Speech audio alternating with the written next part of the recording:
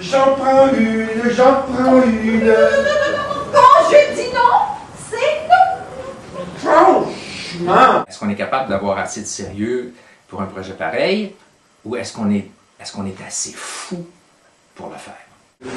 Il y a 43 ans, on était très proches les uns des autres. Comme adolescents, on se ressemblait beaucoup.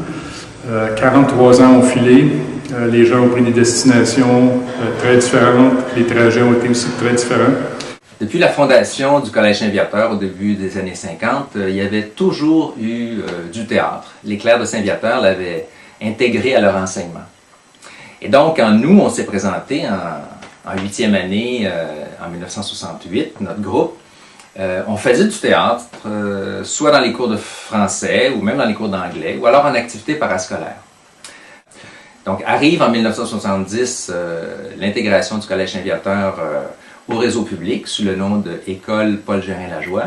Là, un prof de français, Paul-André Michaud, a mis sur pied un vrai cours de théâtre appelé l'option théâtre, parce que c'était un cours optionnel. En arrivant en secondaire 5 pour l'année 72-73, ceux qui s'étaient inscrits au cours de théâtre ont constitué, sans du tout s'en rendre compte, la première cohorte, devenue plus tard la concentration de théâtre actuelle, et représente un petit peu une bannière de l'établissement PGLO maintenant. Alors au début de cette année-là, on a d'abord monté 4 courtes pièces qui ont été présentées lors d'un spectacle en décembre, juste avant Noël.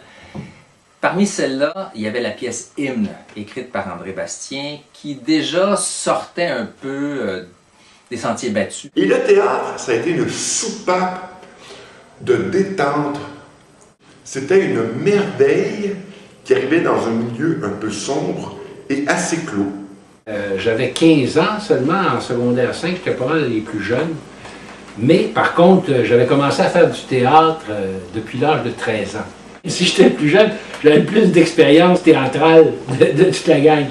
Fait que j'ai accepté le rôle de metteur en scène et puis pour moi, c'était fantastique. Faire la mise en scène. Alors en février 1973, lors du carnaval étudiant, on a représenté la pièce Hymne, cette fois en duplex, avec une pièce venant de l'école Pierre-Laporte. L'école des filles, parce qu'il y avait seulement des garçons à Paul Gérin-Lajoie et seulement des filles à Pierre-Laporte. Alors, les filles avaient monté une pièce d'un jeune auteur controversé, Michel Tremblay, et c'était Les Belles-Sœurs. C'est toute une histoire simplement pour accepter que les filles viennent jouer du théâtre à l'école des garçons. Et à la fin du carnaval, on s'était rendu compte de plusieurs choses. D'abord, on pouvait repousser les limites du répertoire théâtral. Deuxièmement, on était capable de fonctionner sans aucun encadrement de la part des professeurs. Et troisièmement, on était capable de monter des spectacles en partenariat avec les filles. Alors ça a alimenté, si on veut, un mélange assez explosif de créativité artistique avec, il faut bien le dire, une forte poussée hormonale à l'idée de monter une troupe mixte pour le spectacle de fin d'année. Et c'est dans ce mélange explosif que Benoît Leroux, au début du printemps 73, a jeté l'étincelle de départ. Le professeur, M. Michaud, faisait toujours des vaudevilles d'année en année. Alors nous, on a décidé de faire d'autres choses que des vaudevilles.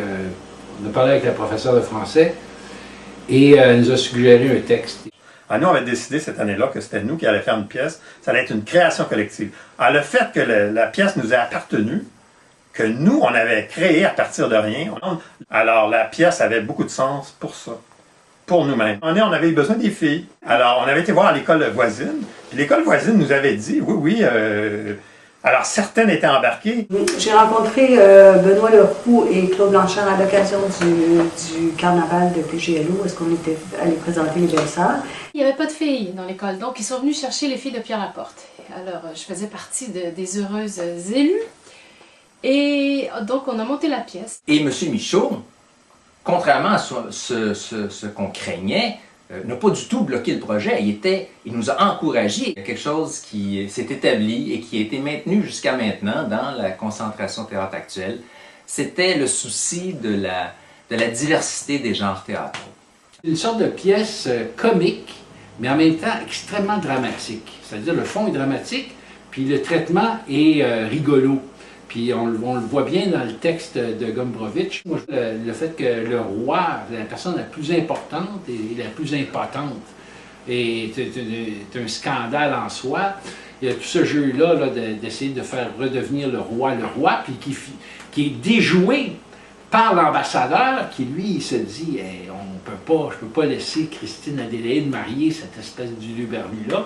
On s'était rencontrés chez moi dans la bibliothèque chez mes parents. Et puis, tous les trois, en fait, ce qu'on avait fait, c'est qu'on avait essayé d'enrichir le texte. On avait rajouté des répliques.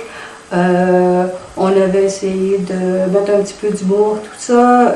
Travailler un peu sur les répliques des filles aussi, qui étaient un petit peu rares. En 73, j'étais à Pierre-Laporte et j'ai pas fait partie de la pièce, mais j'ai assisté aux répétitions de la pièce, puis aux auditions et à toute la formation de cette pièce-là. Puis aussi, je l'ai vue à la fin. Et maintenant, j'en fais partie. On s'était transformés. Moi, ça m'a fait chaud au cœur d'être sur une scène, d'avoir des centaines de personnes qui me regardent, puis d'être confronté au fait de développer un vrai talent.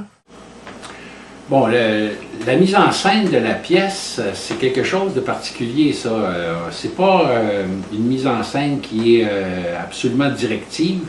C'est une mise en scène qui est plutôt organique de ce que les gens nous donnent, de ce que les comédiens arrivent à donner. Et ça a été comme ça à l'époque, puis ça va être encore comme ça cette fois-ci.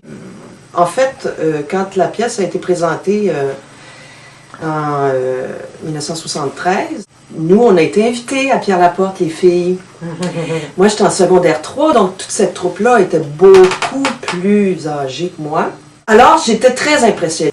Et quand j'ai assisté à la pièce, ça a été une révélation pour moi. J'ai trouvé ça magique. Moi, en 73, je n'étais pas sur la scène. J'étais dans la salle. Et mon Dieu, que c'était jouissif! C'était complètement éclaté. Les décors, c'était somptueux. Les costumes. Il y avait du feu sur la scène, ce qu'on ne reproduira pas. Des beaux décors, des belles lumières. Il y avait de la danse, de la musique. Les acteurs étaient très innocents. À l'époque, le coordonnateur de la concentration théâtre, qui est venu me trouver et qui m'a dit est-ce qu'on est capable de monter un extrait d'au moins 10 minutes? Alors on a retrouvé que le dépliant d'origine, avec le dessin emblématique de Christian Charbonneau et la liste des participants. On essaie de retrouver le texte, on ne trouve pas le texte. Personne n'avait le texte 40 ans après. On retrouve le texte, on recommence à travailler dessus, puis là, bon, ben, c'est parti. Bien des péripéties, on a trouvé le texte, une copie de notre texte, à l'université Yale au Connecticut, dans la section qu'ils appellent Rare and Precious Documents. Les profs de théâtre à PGLO reviennent nous voir une troisième fois et nous demandaient si on était prêts, néanmoins, dans l'année qui vient, à présenter toute notre pièce, la totalité de notre pièce. Et de le faire bon, dans le cadre d'un événement qui serait tenu avec la fondation de l'école où la vente de billets irait alimenter les budgets de la fondation. Alors moi, je reviens une fois de plus vers le groupe, vers la troupe, et leur dis « Oui, mais attention, là, maintenant c'est plus la même chose. » Ils nous demandent de présenter toute la pièce, la totalité de notre pièce. La musique dans la pièce est très importante. Nous, à l'époque, à 15 ans, 16 ans, on était habités par la musique. Il y a la pièce de Pink Floyd, le film de Kubrick avec la musique finale qu'on a empruntée. C'est toutes des choses qui nous habitaient, qu'on écoutait et qu'on recherchait. Là. La musique est très imbriquée, puis d'ailleurs, on s'en rend compte en répétition avec Vincent qui fait les cues. Il est extrêmement présent. C'est un des rôles majeurs de faire de la musique. Alors, il y a des parties dans la pièce où on m'a demandé de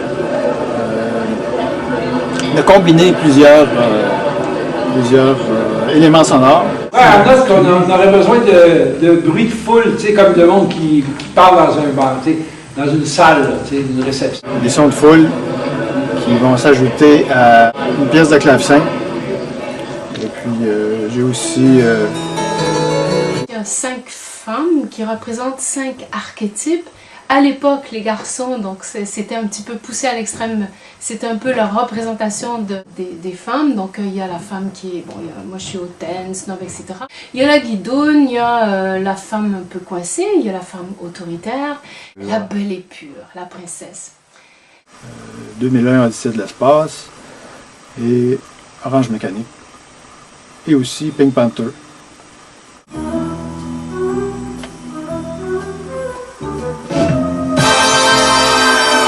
Il y a certains moments dans la pièce où on entend les voix des personnages, mais ils ne parlent pas. Alors je me suis chargé de les faire surgir d'on ne sait où. Comment formuler à haute voix cette question que nous rejetons en de silencieuses convulsions? Que suis-je venu faire dans cette galère? Alors, le tailleur, que l'on dit aussi ministre de la Cour... Madame sa mère, vous saurez qu'elle est sévère. Elle a un fils qui est un petit peu... Comme le frère de Louis XIV, qu'on appelait monsieur. Il faut que je le contrôle, absolument que je le contrôle. Il prépare les jambes des hommes aux galbes de la femme. Je dirais que c'est proche de Fellini. Il y a de la commedia dell'arte un petit peu là-dedans. C'est fou parce qu'à l'époque, on était jeunes pour jouer des rôles matures, mais là, on a l'âge des rôles à jouer. J'étais la marquise du Petit Conciliabule, une femme assez snob, hautaine, qui avait des costumes extravagants. Alors notamment, il y avait une espèce de collerette avec des pointes et puis des boules au bout.